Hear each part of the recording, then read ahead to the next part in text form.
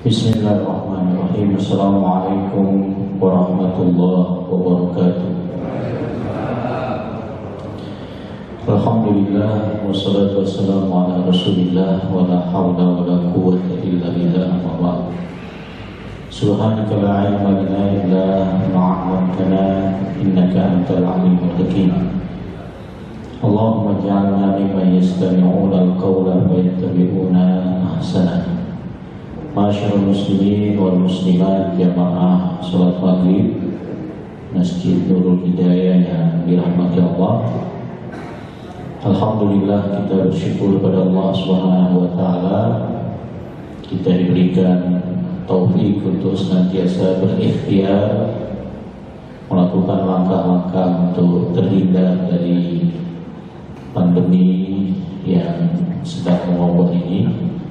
Mudah-mudahan kita semua dengan terus meningkatkan ketakwaan kepada Allah dilindungi dari musibah ini. Amin ya rabbal alamin. Salawat dan salam semoga dilimpahkan kepada junjungan kita Nabi Muhammad sallallahu alaihi wasallam. Ini kita memulai lagi kajian tarjih. Kita akan ambil kitab Thaharah, kitab bersuci dalam himpunan putusan Tarjih Muhammadiyah, mengenai mashul khufain, mengusap kedua khuf atau sepatu. Saya coba bertanya dulu, kira-kira sudah pernah belum melakukan? Belum ya? Pada hari ini keringan. Mudah-mudahan nanti suatu saat ketika kita memang keberatan melepas kaos atau sepatu, kita bisa amalkan, karena ini sunnah Rasulullah Sallallahu Alaihi Wasallam.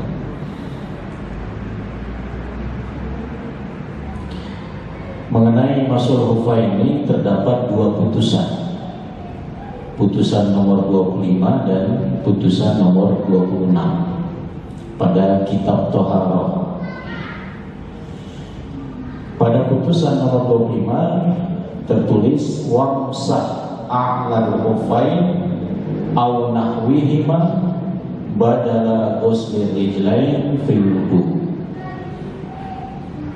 Usaplah atau basuhlah bagian atas dari kedua sepatu atau semacam sepatu, ya mungkin kaos kaki dan seterusnya, sebagai ganti mencuci kaki dalam berwudu. Jadi kalau kita berwudu itu kan kita membasahi kaki kita. Tapi kalau kita menggunakan sepatu, maka saat kita menggunakan sepatu itu tidak perlu dilepas atau kaos tidak perlu dilepas, cukup diusap bagian atasnya saja. Itu yang disebut dengan mashul khufain. Kemudian pada putusan nomor 26 disebutkan tentang masa berlakunya, lamanya kebolehan itu dan syaratnya apa. Salatan fis safari wa yawman wa lailatan fil iqamati ma lam takhlaqhuma wa kana lubsuhuma ala tuhrin. 3 hari 3 malam berlaku untuk musafir, ya, dan 1 hari 1 malam berlaku untuk yang tidak musafir, yang mukim. Berarti yang mukim kalau pakai kaos kaki mungkin karena kedinginan atau memang sakit, ya, maka nggak perlu melepas kaos kakinya dalam jangka waktu hanya 1 hari 1 malam saja. Asalkan dalam jangka waktu itu tidak melepasnya. Misalnya musafir melepas hari kedua, berarti sudah batal, ya, sudah tidak berlaku untuk melakukan mashul khufain. Dan ketika pertama menggunakan sepatunya atau kaos kakinya sudah dalam keadaan suci, sudah dalam keadaan berwudu, bukan dalam keadaan hadas, ya. Jadi ketika akan memakai sepatunya atau kaos kakinya atau sejenisnya itu sudah suci, sudah berwudu. Itu syaratnya. Inilah dua putusan dalam himpunan putusan Tarjih Muhammadiyah kitab Toharo, putusan nomor 25 dan 26. Jadi dari dua putusan itu ada beberapa hal. Yang pertama ada penjelasan singkat apa itu masul hufain, yaitu mengusap kedua sepatu bagian atasnya. Kemudian disebutkan tata caranya juga secara singkat, ya, hanya bagian atas yang diusap. Kemudian disebutkan tujuannya, yaitu untuk mengganti mencuci kaki ketika berwudu. Hikmahnya adalah keringanan dari Allah. Kemudian jangka waktunya juga disebutkan, yaitu 3 hari 3 malam berlaku untuk musafir, 1 hari 1 malam untuk mukim. Kemudian syarat-syaratnya, tidak boleh melepas sepatunya atau kaos kakinya. Kemudian ketika pertama kali memakainya harus dalam keadaan sudah suci. Nah, kemudian sudah tentu ada dalil-dalilnya yang mendasari kebolehan mashul hufain ini. Pada putusan nomor 26 ada 6 dalil yang dijadikan dasar. Dalil pertama yaitu hadis yang diriwayatkan oleh Abu Dawud dari Al-Mughirah bin Syu'bah anna Nabi sallallahu alaihi wasallam masa al-khuffain, bahwa Rasulullah sallallahu alaihi wasallam membasuh kedua sepatunya. Berarti amalan ini juga amalan Rasul. Artinya Rasul pernah melakukan hal ini dan banyak hadis yang menjelaskan hal itu. Jadi ini asal hadisnya, Rasulullah itu sedang berwudu dibawakan air oleh Al-Mughirah. Nah, ketika selesai membasuh wajah, membasuh tangan, membasuh kepala, ya, akan membasuh kaki, Al-Mughirah mau melepas sepatunya, sehingga melepas sepatu Rasulullah dengan mengatakan, ya Rasulullah, nasita, wahai Rasulullah, Anda lupa belum melepas sepatu. Nah, Anda lupa belum melepas sepatu. Maka kata Rasulullah, bal anta nasita, mungkin kamu yang lupa. Artinya sudah pernah diajarkan oleh Rasulullah. Bisa jadi Al-Mughirah yang lupa. Bihada amaroni Rabbi, beginilah Tuhanku memerintahkanku. Artinya ini termasuk wahyu dari Allah Subhanahu wa ta'ala. Jadi ketika Al-Mughirah akan melepas sepatu Rasulullah supaya bisa dicuci kakinya, Rasulullah melarangnya, tinggalkan, ini saya akan usap, gitu ya. Jadi ini hadis yang pertama. Yang kedua, hadis dari Ali yang ada pada riwayat Abu Dawud atau dikeluarkan oleh Abu Dawud dan Daruqutni. Kata Ali bin Abi Thalib radhiyallahu anhu, "Lau kana ad-din bir-ra'yi lakana asfalul khuffi aula bil mashi min a'lahu." Seandainya agama itu selalu dengan pendapat orang, selalu dengan akal, maka bagian bawahlah yang lebih pantas untuk diusap, untuk dibasuh daripada bagian atas. Ya kan? Kenapa kira-kira? Sepatu kok yang dibasuh bagian atasnya, kenapa nggak bagian bawah? Padahal kan yang pantas dibasuh kan yang bawah kan? Karena kok lebih kotor, karena dia yang menginjak lantai atau tanah, gitu kan? Laqad ra'aitu Rasulullah sallallahu alaihi wasallam yamsahu ala zahiri huffaihi. Aku telah menyaksikan Rasulullah membasuh atau mengusap bagian atas kedua sepatunya. Jadi Rasulullah tidak membasuh bagian bawah sepatu beliau. Beliau membasuh bagian mana? Bagian atas. Jadi hadis yang kedua ini dalil bahwa yang diusap atau yang dibasuh adalah bagian atas sepatu atau kaos kaki atau sejenisnya.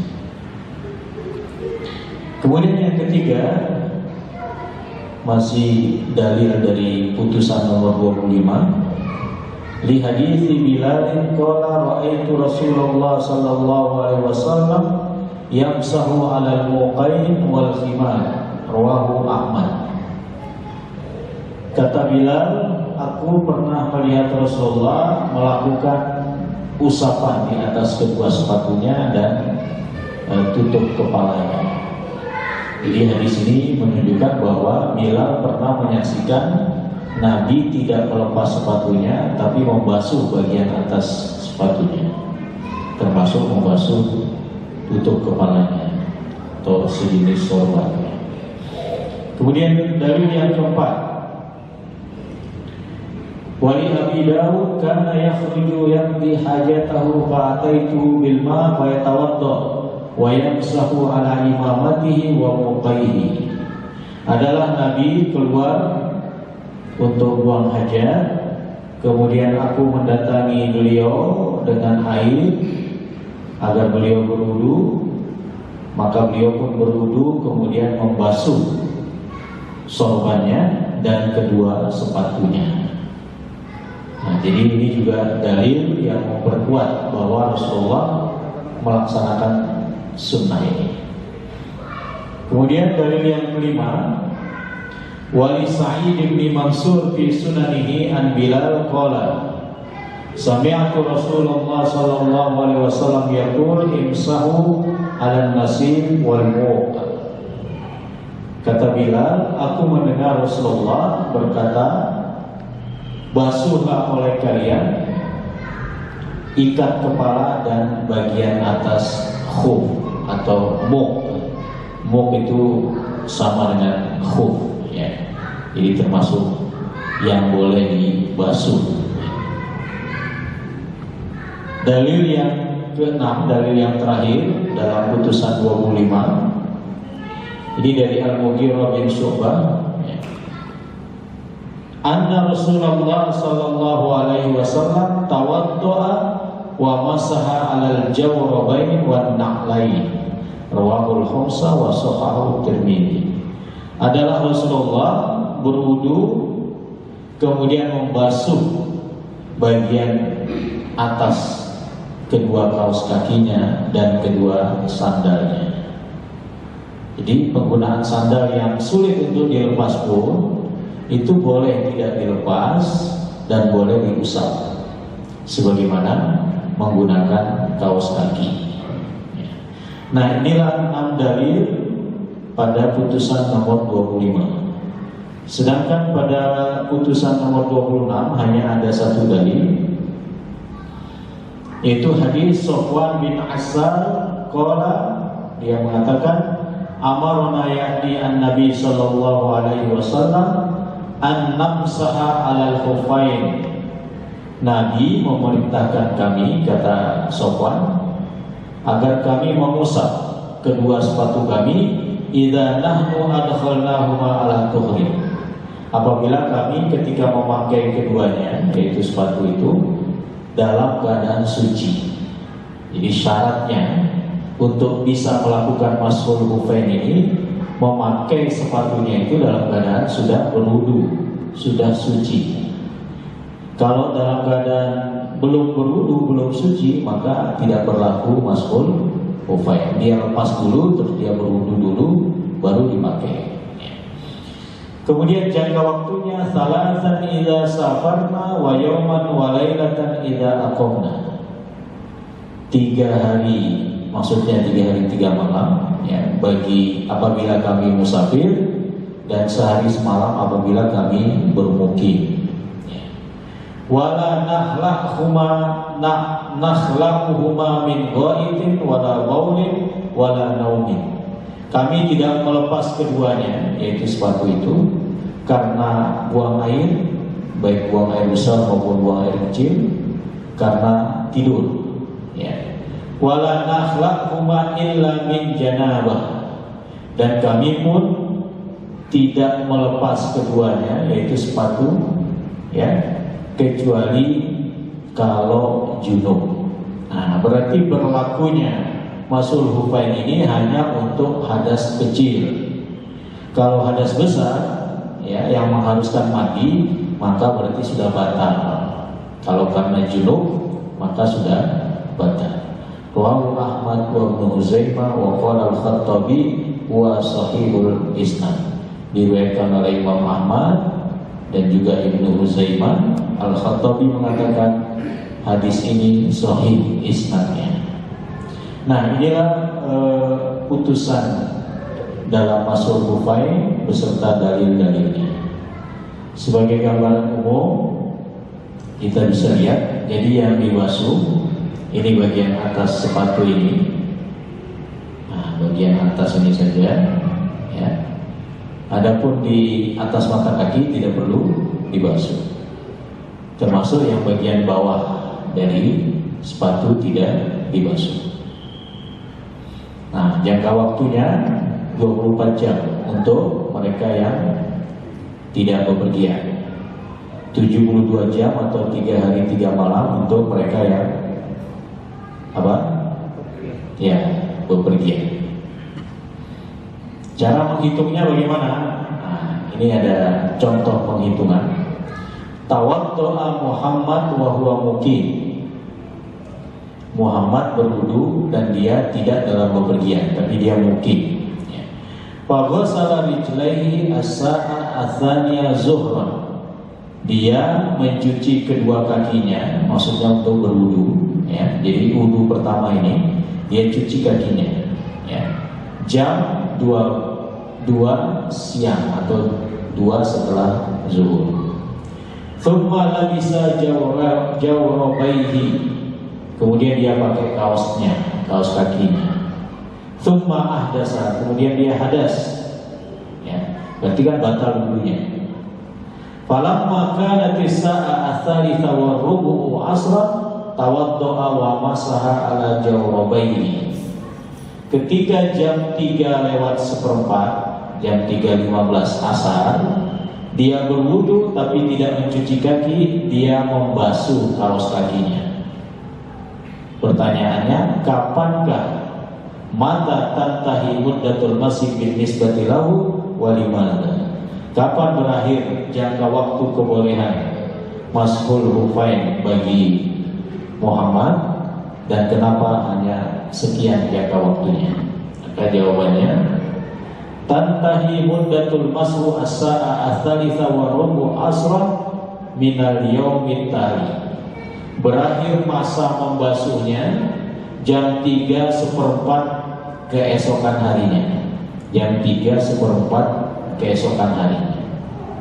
Berarti hitungannya dari mana? Dari jam 2 ketika mulai berwudu, atau dari pertama dia mengusap? Hitungannya dari pertama dia mengusap, bukan hitungan dari ketika memakai kaos kakinya atau pakai sepatunya.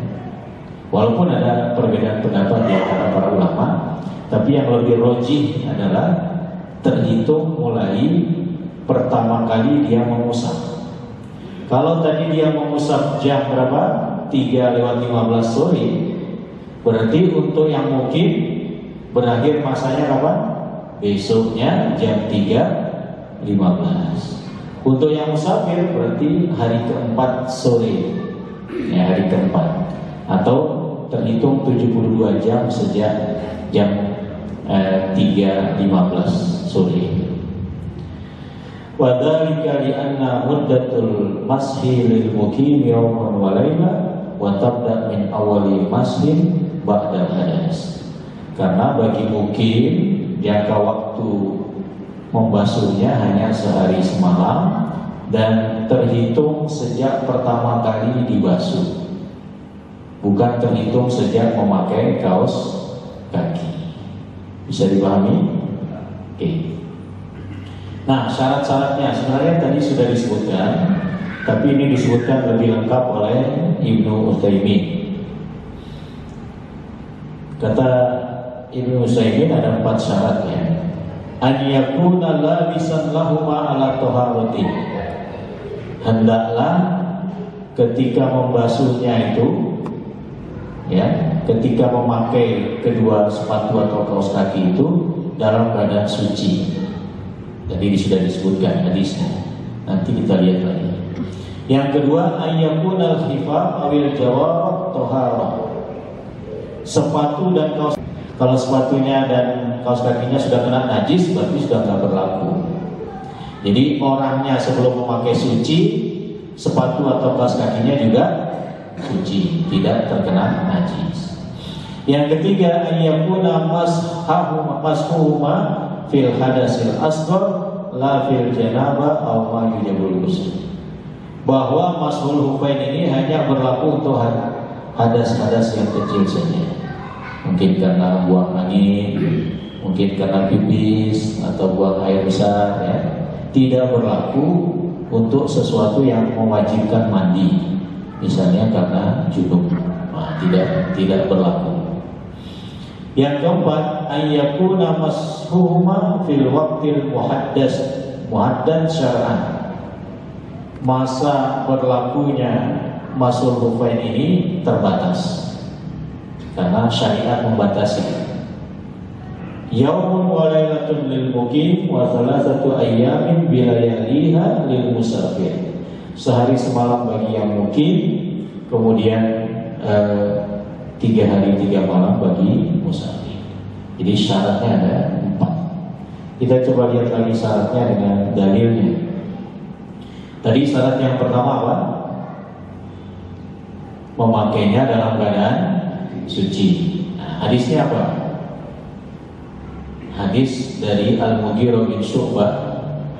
Nabi berkata kepada beliau ini, ya, ketika beliau akan melepas sepatu Rasulullah, kata Rasulullah, da'huma fa inni adkhaltuhuma tahiratan.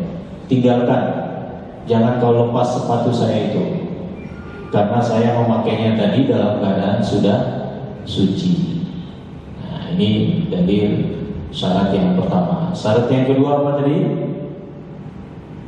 Sepatu atau kaos kakinya juga suci. Fa in kanat najasa fa innahu la yajuzul mashu 'alaiha. Kalau keduanya, baik kaos kaki maupun sepatunya itu kotor, artinya terkena najis, bukan kotor ya. Karena bisa jadi yang tidak najis pun terlihat kotor, misalnya debu gitu ya. Kalau hanya debu bukan najis ya masih berlaku. Tapi kalau najis maka tidak berlaku. Dalilnya apa? Anna Rasulullah sallallahu alaihi wasallam shalla zata yaumin bi ashabihi wa alaihi nahlani. Suatu hari Rasulullah sholat bersama para sahabat. Jadi Rasulullah jadi imam. Kemudian beliau memakai sandal nahlan. Fa khala'ahuma fi asna'i shalah, fi asna'i sholati. Beliau lepas kedua sandalnya itu di tengah-tengah sholat. Ya. Wa ahbaru anna Jibril ahbarahu bi anna fihi ma'adzan aw qazran. Karena Jibril memberitahu beliau bahwa di kedua sandalnya itu ada kotoran, sehingga di tengah sholat dilepas. Berarti untuk mashu al hufain ya tidak berlaku kalau apa? Kalau sepatu atau kaos kakinya terkena najis. Kemudian yang ketiga, berlaku untuk hadas apa? Berlaku untuk hadas kecil saja. Berdasarkan hadis Sofwan bin Asal dalam putusan tarjih tadi, ya, dalil dari putusan ke-26 itu kan hadisnya Sofwan bin Asal, di mana beliau mengatakan amarna Rasulullah SAW idza kunna safaran alla nanzi'a hifafana salasata ayyamin wa layalihinna illa min janabah. Nabi memerintahkan kami kalau kami bepergian untuk tidak melepas sepatu kami selama 3 hari 3 malam kecuali kalau sebab junub. Walakin min ghaitin wa baulin wa nawmin. Tapi kalau hanya karena buang air, baik besar maupun kecil, atau karena tertidur, tidak mengapa, tidak perlu melepas. Berarti berlaku untuk hadas kecil saja. Kemudian masa berlakunya. Masa berlakunya tadi kan ada hadis Ali bin Abi Thalib ya. Ja'ala Nabi sallallahu alaihi wasallam lil muqim yawman wa lailatan wa lil musafir salasata ayyamin wa layalihinna, yakni fil masyi alal kufain. Jadi untuk mukim itu sehari semalam, dan untuk musafir 3 hari 3 malam. Ini hadis Ali bin Abi Thalib. Nah, ada kadang-kadang seseorang memakai perban atau menggunakan gips, mungkin karena lukanya. Ini juga berlaku mengusap. Karena bisa jadi kalau perbannya atau gipsnya itu terkena air, mungkin akan membahayakan. Maka para ulama membolehkan untuk mengusap pada bagian yang terkena perban itu. Maksudnya mengusap di sini hanya membasahi tangan sedikit, kemudian diusap, ya, tidak mengalirkan air, ya. Seperti halnya tadi mengusap sepatu, hanya membasahi tangan sedikit, kemudian diusap kecil, diusap ringan, ya, tidak sampai terlalu basah seperti kalau mencuci kaki ketika berwudu. Tetapi kalau perbannya atau gipsnya itu tidak berada di anggota wudu, maka tidak ada masalah. Kalau perbannya misalnya di lengan, ya, ini kan bermasalah. Gimana? Apakah dibasahi? Tidak usah dibasahi yang kena perban, cukup diusap, ya, cukup diusap. Kecuali kalau lukanya itu tidak mengapa kena air, maka wajib dibasahi dengan air. Jadi kalau kata dokter ini bahaya kalau kena air, sehingga ditutup perban, maka cukup diusap. Ini bagian dari keringat. Nah, apa perbedaan? Perbedaan antara mengusap sepatu dengan mengusap perban. Kalau mengusap perban tidak khusus pada bagian tubuh tertentu. Sedangkan mengusap khuff atau sepatu khusus untuk kaki, ya kan? Kalau perban kan bisa di tangan, mungkin juga bisa di dahi, bisa juga di janggutnya itu dan di tempat-tempat lain yang merupakan anggota wudu. Ya. Jadi kalau mengusap khuff nggak ada tempat lain, cuma di kaki saja. Yang kedua, mengusap perban boleh dilakukan ketika hadas besar maupun hadas kecil. Sedangkan mengusap khuff hanya boleh dilakukan untuk hadas kecil. Ya. Jadi kalau orang mandi karena junub, maka perban yang ada lukanya itu boleh hanya diusap saja, nggak perlu dikasih air. Kemudian mengusap perban tidak dibatasi waktunya, nggak ada batasan waktu. Kalau lukanya sampai seminggu ya nggak apa-apa, sampai seminggu itu diusap. Ya. Sedangkan mengusap khuff dibatasi waktunya, yaitu orang yang mukim selama sehari semalam dan musafir 3 hari 3 malam. Ini perbedaan yang ketiga. Perbedaan yang terakhir, mengusap perban tidak disyaratkan mengenakannya dalam keadaan suci. Ini pendapat yang lebih kuat, ya. Sedangkan mengusap khuff mesti sebelum mengusapnya dalam keadaan suci, artinya sudah berwudu terlebih dahulu. Nah, itu 4 perbedaan menggunakan khuff dan perban atau gips. Saya kira itu, ya. Selanjutnya barangkali kita lanjutkan dengan tanya jawab, ya. Saya persilakan, baik yang baru kita bahas ini atau hal-hal lain yang barangkali ingin kita sharing, ingin kita diskusikan, saya persilakan. Ya, silakan. Waalaikumsalam warahmatullahi wabarakatuh.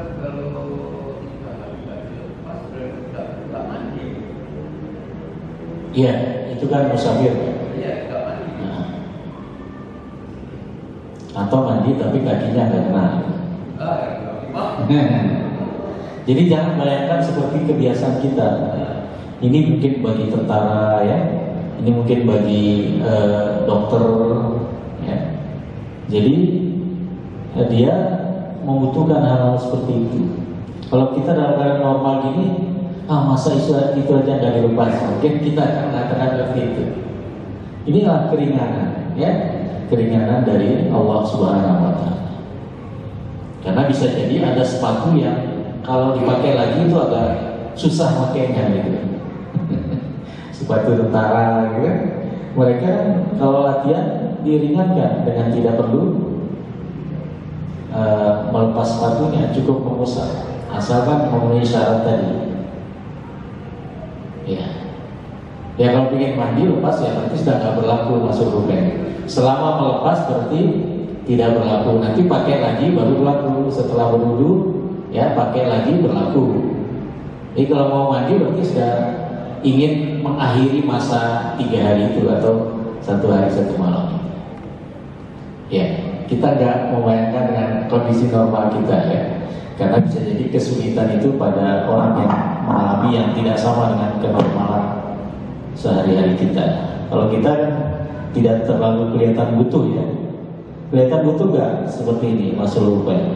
Kalau misalnya di kadang-kadang nggak pakai sepatu, belum pernah ya. Nah nanti kalau misalnya kakinya sakit, kalau kena angin itu langsung kedinginan, nah ini boleh dipakai. Ya, ini boleh kaos itu. Jadi karena ekstra dingin gitu ya, bisa jadi butuh memakai kaos dan tidak melepas. Ya, saya kira itu. Allah a'lam. Ada lagi? Monggo, Ustaz aja.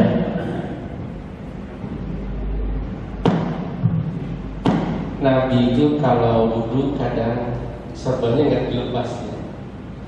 Nah itu kalau ibu-ibu nggak ngelepas jilbab itu dalam keadaan tertentu itu apa bisa cukup jilbabnya yang dilepas itu yang tahu. Atau bapak-bapak bisa jadi mungkin pakai lampon udah kadung pasang, khawatir kalau mencet lagi itu cukup diusap belakangnya itu. Apa ada persyaratan tertentu seperti itu? Apa sah juga itu? Karena tidak mengenai nama. Makasih. Ya, khawatir tidak terpasang seperti Pangeran Diponegoro lagi. Ya, Rasulullah kalau mengusap sesuatu dari sorbannya itu kedua tangannya digunakan, kemudian digeser ke belakang seperti orang berwudu kalau tidak pakai apa-apa, balik lagi. Jadi Rasulullah hanya membasuh. Ini menunjukkan bahwa membasuh kepala itu secara keseluruhan yang lebih kuat. Walaupun perbedaan fikih kan ada yang membasuh sebagian dari kepalanya. Jadi Nabi pun kalau pakai sorban tetap membasuh semuanya. Nah, bagaimana dengan ibu-ibu yang pakai jilbab? Bisa diikuti. Ini juga bagian dari keringanan. Terlebih kalau di tengah halayak, mungkin ibu-ibu tidak ingin jilbabnya dilepas kan? Nah, bisa jadi menggunakan semacam itu. Tapi kalau di rumah ya tidak ada kekhawatiran terlihat auratnya, maka sebaiknya disempurnakan membasuh kepala. Bukan membasuh rambut ya, tapi membasuh kepala. Karena kalau yang rambutnya panjang kan kasihan harus jadi kepala batasannya sampai tengkuk, balik lagi ke depan, hanya sekali saja. Tidak ada 3 kali dalam membasuh kepala. Jadi ibu-ibu boleh ketika dalam situasi ramai tidak ingin menjaga auratnya ya, maka tidak ada orang wanita yang menghalanginya ya, dia mengusap saja bagian kepalanya itu. Sebagaimana Rasulullah juga mengusap alal imamah. Tadi ada hadis wa yamsahu alal imamah, ala imamati, mengusap bagian kepalanya. Dan bahasa Al-Quran ketika menyebut kepala itu bukan guslun tapi masah. Wamsahu bi ru'usikum. Mengusap itu lebih ringan daripada mencuci. Ketika Al-Quran memerintahkan faghsilu wujuhakum, wajah itu dicuci, bukan sekedar diusap. Nah ini lebih berat mencuci daripada mengusap. Ada tambahan? Iya, jadi telinganya kan dimasukkan ke bagian jilbabnya itu, kemudian kedua jarinya, telunjuk dan jempol ya digunakan. Bagian telunjuknya itu dalam telinga, jempolnya luar. Jangan pakai telapak tangan gitu ya. Jadi menggunakan dua jari. Dan itu cukup dilakukan sekali dan satu air. Bima'in wahidi, satu air, gak perlu air yang baru. Meskipun ada pendapat demikian, tapi pendapat yang kuat adalah dengan air yang sama dengan basuhan kepala. Jadi bukan air baru. Wallahu a'lam. Ada lagi? Iya Pak, silakan Pak. Manakala kita sedang mengusap sepatu, kemudian untuk pelaksanaan sholat, sholatnya nanti waktu kita sholat. Ya. Jadi kita setelah wudhu itu hanya mengusap sepatu dalam kondisi langsung masuk masjid, kemudian sholat. Apa waktu kita sholat itu tidak mengganggu? Misalnya pada waktu duduk atau tahiyat masuk. Ya, ini karena kita membayangkan kondisi kita. Dulu itu lantai masjid nggak seperti ini, langsung tanah dulu itu. Jadi pakai sepatu nggak ada masalah. Nah kalau sekarang ya kita menyesuaikan. Kalau kaos kaki boleh tidak dilepas, tapi kalau sepatu nanti diomelin takmir. Ya tetap kita lepas sepatu, menyesuaikan. Ya. Jadi kalau kita sholat di lapangan, ya, sholat di hutan karena dalam keadaan camping atau apa, ya nggak apa-apa pakai sepatunya. Karena sepatu itu ada kaitannya dengan kebersihan masjid, ya kita lepas. Walaupun syariat membolehkan, tapi kaosnya karena takmir membolehkan tidak mengapa kaos, ya itu nggak apa-apa tidak dilepas kaosnya. Ayo sepatu ya harus dilepas. Ya. Di masjid manapun kita kan nggak boleh pakai sepatu, kecuali memang masjid itu didesain langsung tanah gitu ya. Tapi nggak ada saya kira ya. Ada nggak masjid saat ini yang didesain? Karena rata-rata masjid kita kan mengkilat lantainya. Kalau pakai sepatu malah dikatakan orang aneh nanti. Ini saya ikuti sunnah Nabi kalau aneh gitu ya. Berarti kita yang salah. Kita tidak menyesuaikan dengan kondisi. Jadi ketika itu disyariatkan memang masjidnya tidak sebening ini. Kalaupun itu dibolehkan, maka banyak orang yang ke masjid Nabawi pakai sepatu gitu kan. Tapi kan nggak ada. Ya. Jadi kita sesuaikan. Kalau memang di masjid tidak boleh, ya kita lepas sepatu, tapi kaos boleh tetap dipakai. Wallahu a'lam. Ada lagi dari yang anak-anak muda, mungkin dari ibu-ibu.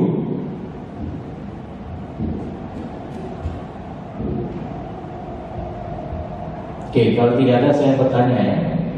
Saya balik bertanya. Apa hikmah disyariatkannya membasuh sepatu? Apa hikmahnya?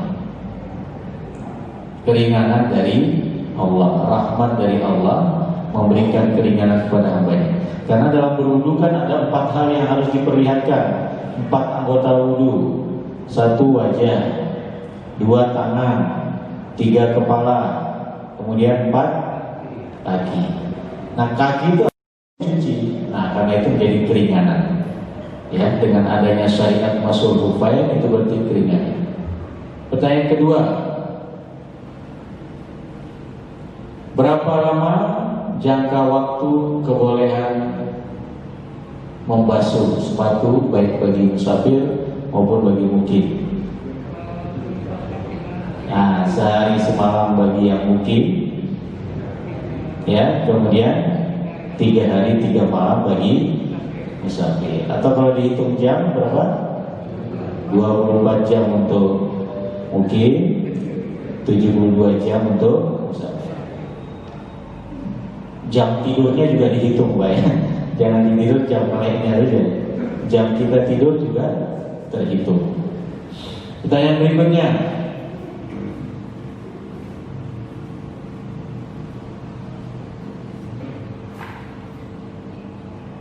Kapan dimulai menghitung jangka waktu tersebut? Apakah dimulai sejak berwudu pertama kali sebelum memakai sepatu atau kapan? Setelah pakai sepatu. Hah? Setelah pakai sepatu. Terhitung sejak mengusap pertama. Bagaimana mengusap pertama? Misalnya seorang berwudu ya, terus pakai kaos kaki, setelah itu nggak batal-batal. Nah nanti 2 jam kemudian baru batal wudunya. Kemudian dia berwudu tapi tidak mencuci kaki karena ada kaosnya. Kemudian dia mengusap.